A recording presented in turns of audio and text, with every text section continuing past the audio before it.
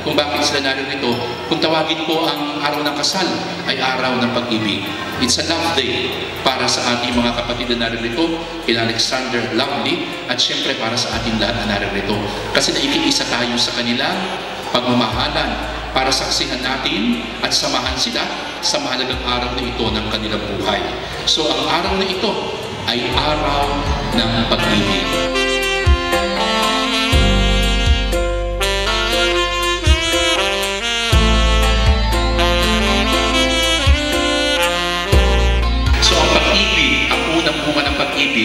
Ay pagkakaisa. Basta may pagmamahalan, mayroong pagkakaisa magaganap. At yun ang nangyayari sa kasal. Dahil nagmamahalan, kaya sila, itong si Alexander at si Lovely ay magiging iisa.